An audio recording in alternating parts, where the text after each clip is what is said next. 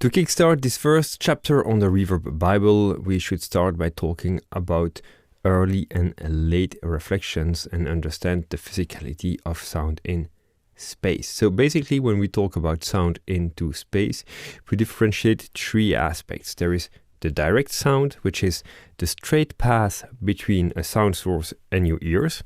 The sound goes straight in a right line from the source to the ears. It means that it's the shortest and the fastest path between the source and the ear. Then there are the early reflections. Usually, for example, in room acoustics, we talk about the first reflections, which is actually the reflection that happens between a sound source, a wall, and your ears. This is when we use the mirror trick in the studio to find where to place panels for the first reflections. So it means that those reflections are the ones that come the closest after the direct sound, because the route, the path that the sound has to take from the source to the ear is the shortest after the direct sound, because it bounces just one time against a wall. And it also means that those sounds come to the ear with the highest energy of all possible reflections, because every time a sound wave hits a wall, it loses a bit of its energy inside the wall. And so it means that when you have only one reflection, the energy that the sound has when reaching your ear is the strongest. Those are the first reflections, and then we take in consideration what we call the early reflections, which are a few reflections. Usually we consider a time frame of 50 to 80 milliseconds as early reflections. And what does this convey to the sound? And this is important. I'm going to play an example in a second, but it's important to understand it places a sound somewhere, right? It's not diffuse. This is what we call after the late reflections or the diffuse network. It's the ksh of the reverb, but you have first the kung. It's the room. It's the feeling of the room. Let's have a listen to that. All right, so here we are inside Ableton, and because our ears are more sensitive to the sound of a voice, I'm going to record a brief part of my own voice to listen to. Because this is a test about reverb, I'm going to talk about some reverb, and I hope this example will help us to hear the difference between early and late reflections. All right, so now let's place this sound into some proper space, right? I'm sending this sound to one reverb here. It's a stock reverb from Ableton, and here we see those two buttons, reflect and diffuse, that are actually gonna dial in the early and the late reflections. Let's listen to the early reflections. Because this is a test about reverb, I'm gonna talk about some reverb, and I hope this example will help us to hear the difference between early and late reflections. And now we hear how the size affects the color of those early reflections from something very tiny. Because this is a test about reverb, I'm gonna talk about some reverb. There's still some tail here. It's not totally early reflections. Because this is a test about reverb, I'm gonna talk about some reverb, and I hope this example will help us to hear the difference between. But we hear now we are placing the sound somewhere in a physical space. Now let's listen to the tail of the reverb with the diffuse network.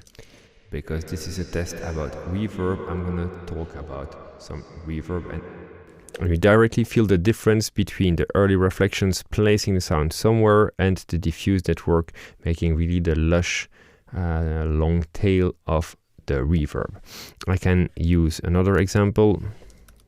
Here's another example of a plugin that I really fancy for that, and actually the depth button will go from early to late reflections. Because this is a test about reverb, I'm gonna talk about some reverb, and I hope this example will help us to hear the difference between early and late reflections. We feel really the difference. Here we are in the closet, we feel the density, and I can of course adjust those. Because this is a test about reverb, I'm gonna talk about some reverb, and I hope this example will help us to hear the difference. Okay, here we have probably the most versatile algorithmic reverb that's around there. It's flux it's a Verb V3 from Flux and Aircam. Let's listen, because this is a test about reverb. I'm gonna talk about some reverb, and I hope this example will help us to hear the difference between the early reflections, and then we have the tail here. Because this is a test about reverb, I'm gonna talk about some reverb, and to summarize this in an easy way, the tail is more what will give the cathedral aspect of things, the church, and the early reflection is more what is giving. Because this is a test about reverb, I'm gonna talk about some reverb, and this is giving the closet, right? The dimension. So a few interesting takeaways from this first example. As I said, the early reflections are placing the sound somewhere, but another thing is, because they come so close to the direct sound, they affect also more the texture and the thickness of the direct sound. They are psychoacoustically fused with the direct sound. We perceive them as a whole. They are so close, so tiny, so short that it makes one thick mass of sound. And this is already a first takeaway, that early reflections and small rooms are tricks that can be used also to densify, to thicken up some sounds that might be too tiny without making them totally blurry, because this is the tail part of the sound that is making the blurriness. It's decaying over a very long time, that is actually mushing everything together. But an interesting aspect of the tails is that they are not blend with the direct sound. If we listen to the sound with the reverb, then there is a clear distinction between the tail and the direct sound. It feels like a space around that rather than a space glued to that direct sound. So early reflections thicken, change the texture of the direct sound. Late reflections give the space. Another thing is that the late reflections have a stronger emotional impact because they tell more about the what's happening inside the room, because they are fused of hundreds of thousands of reflections, and each of those reflections is impacted by what's happening inside the room. So the material, is it wood or is it, so the materials of the room, the density of people in the room, those parameters are changing much more the tail of the reverb than the early reflections. The early reflections, they basically just place the frame of the size or where we are into. The late reflections tell us what's happening inside that room. The human presence, even the temperature of the air, the wetness, all those tiny physical elements change, and over those hundreds or thousands of reflections, change the color of the tail of the reflection. So now what about the balance between early and late? The more early reflections you have, the drier and the closer you are in the space. The more late reflections you have, the more far away you get from the source. And this is a nice example. We can briefly come back to it, as I had with Valhalla Room. Let's insert it directly on the track itself, because this is a test about reverb. Here we are feeling we are close to the source, because we have only dry and, let's make a mix. Here we have a mix of dry and early reflections. Because this is a test about reverb, we feel the proximity. Because this is a test about reverb, I'm gonna talk about some reverb, and I hope this example will help us to hear the difference between early and late reflection. And here we feel much further away because there are only late reflections. But this is exactly the same as if I would take Ableton Reverb and, for example, create a macro where I would map this here,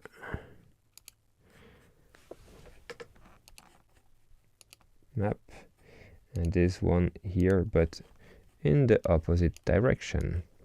And now with one knob, I will create exactly the same. Because this is a test about reverb, I'm gonna talk about some reverb, and I hope this example will allow us to hear the difference between early and late reflections. Because this is a test about reverb, I'm gonna... So exactly the same effect going from close to far, thanks to this balance between early and late reflections. So when I started this video, I said in acoustic rooms, we usually consider 50 to 80 milliseconds as early reflections. This is an engineering convention due to some measuring, C50 and C80, whatever. These are for studio measuring of room acoustics. But in plugins, you can have early reflections that are longer than that. I mean, it's a blurry line, and there is a musical or surreal aspect to some reverb that have much longer early reflections. So the line is not a straight one, but globally it's about that ballpark where things starts to be split between the early and the late. It's not about the energy, it's not by the amount of reflections, it's really time based. So what is the mixing takeaway from this very short aspect of reverbs? Is if you want to use reverbs to just place something somewhere, to transform, for example, unreal digital or analog sound without any space, without any body, that is like super dry, you might want to use early reflections, because then you are not blurring the whole mix. A common mistake when starting to use reverb is using way too much of that diffuse network, those long tails with long decays that actually tend to blur everything and to mess everything up into a big soup. You don't want to make a soup, but what you want is to give thickness and to give credibility. In the first introduction, I told how reverb is a tool also to glue things together and to make sounds, to transform sounds into instruments. And this is mostly the case with those early reflections. Early is really like controlled thickness and organic feeling.